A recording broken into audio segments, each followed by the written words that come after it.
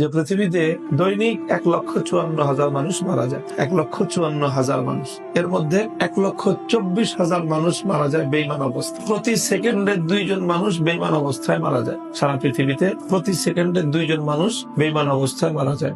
মানুষ যে কথা বলে, আমরা যে কথা বলি, সবচেয়ে ছোট যেই কথাটা, একটা বাক্য পূর্ণ মুরাক্কাবে মুফিদ, একটা জুমলা, একটা কালাম, এটা দেখা গেছে ছোট্ট একটা জুমলা বলতে সময় লাগে 7.5 সেকেন্ড। অর্থাৎ আমি একটা কথা বলতেছি, আমার একটা কথা বলার সময়ের মধ্যেই 15 জন মানুষ জাহান্নামের আগুনে পুড়ে যাচ্ছে।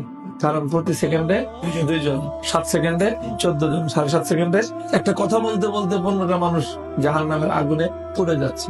এক একটা গ্রামে গড়ে পৃথিবীতে মানুষ বসবাস করে 2,000 মানুষ। 1,24,000 মানুষ যদি প্রতিদিন জাহান্নামের আগুনে পুড়ে, তার মানে 62টা গ্রাম প্রতিদিন জাহান্নামের আগুনে পুড়ে ছাই হয়ে যায়। 62টা গ্রাম জ্বলতেছে, আর আমরা হলাম ফায়ার ব্রিগেডের দায়িত্বে।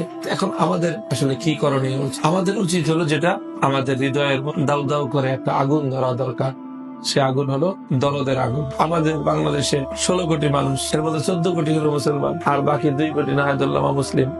14 জন যদি দাওয়াত দিত, তো 2 জন মানুষ অমুসলিম থাকে কেন? 7 জনের ভাগে 1 জন পড়তো। তো 7 জন লোক যদি একজনের পিছনে ছুটতো দাওয়াত নিয়ে, তো সেই মানুষটা জাহান্নামের আগুনে জ্বলতে পারতো। সে মানুষটা জাহান্নামের আগুনে জ্বলতেছে কেন? সেই 7 জনের দায়িত্ব ছিল তাকে রক্ষা করা। এই 7 জন তো তারা আরামের ঘুম ঘুমাইতেছে, তারা মজা লুটতেছে, আর তারা বলতেছে যে বহু ধর্মের বিচিত্র বাংলাদেশ, এই বৈচিত্র্যের সৌন্দর্য ধরে রাখতে হবে আমাদের, যাতে যে যে ধর্মে আছে ওই ধর্মে থাকে।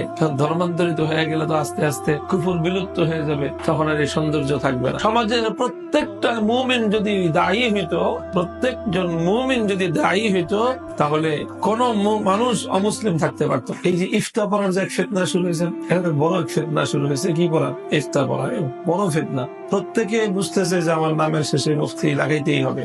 এটা চাকরির জন্য দরকার, বিয়ে শাদীর জন্য দরকার, যাই কিছুর জন্য।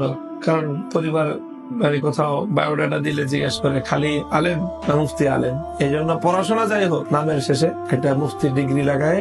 এই যে ব্যাপক ভাবে সব ইফতার পড়তেছে, অথচ আমলে গিয়ে এটা তেমন কোন প্রয়োজনীয়তা দেখা যাচ্ছে না অধিকাংশের জীবনে। এই মানুষগুলো যদি তারা দাওয়াতের উপর পড়াশোনা করে নিজেদেরকে আরেকটু প্রস্তুত করে এই কাজে যদি নামতো, তো উম্মতের বড় ফায়দা হয়ে যেত। তো যেই সরিষা দিয়ে ভূত ছাড়াবো, ওই শস্যের মধ্যে তো ভূত। যে ওলামাদের জিম্মাদারি ছিল, এটা যে ওলামাদের জিম্মাদারি ছিল। আমি তো বললাম যে প্রত্যেক মুমিনেরই তো দায়ী হওয়ার কথা। তো প্রত্যেক মুমিন যদি দায়ী হইতো, তাহলে 7 জন মুমিন একজন অমুসলিমকে দাওয়াত দিত, তো সে অমুসলিম কয়দিন আর অমুসলিম থাকছে? উল্টা দাওয়াত দিবে তো দূরের কথা, 7 জনের দাওয়াতের ঠেলায় তো সে নিজেই ইসলাম কবুল করত। বাদ দেন ইমানদারদের কথা, ওলামাদের কথা ধরেন। আলহামদুলিল্লাহ, লক্ষ লক্ষ ওলামা, প্রত্যেক আলেম যদি অন্তত দায়ী দাওয়াতিল ঈমান, গায়রে মুসলিমদেরকে যদি দাওয়াত দিত।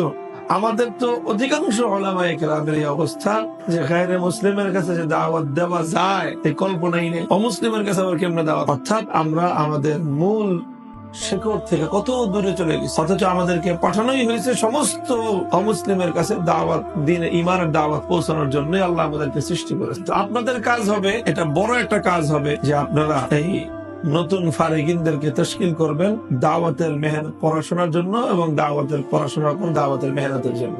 ইফতা না পড়ার জন্য তশকিল করবেন। ইফতা পড়িস, মুফতির জ্বালায় দেশে এখন গিজ গিজ করে, পাও রাখা যায় না মুফতির। যে পরিমাণ মুফতি হয়েছে, আগামী 50 বছর যদি বাংলাদেশে এখনো মুফতি নাও হয়, তাহলে এই জাতির ফতোয়ার জন্য কি এখন দরকার? দায়ী, কাজের দরকার, কাজ, দায়ী দরকার। দায়ী ঘরে ঘরে দায়ী দরকার, ঘরে ঘরে মুফতির দরকার নাই। পুরা মহল্লায় একজন মুফতি থাকলেই যথেষ্ট, কিন্তু দায়ী প্রত্যেকের দায়ী হওয়া দরকার।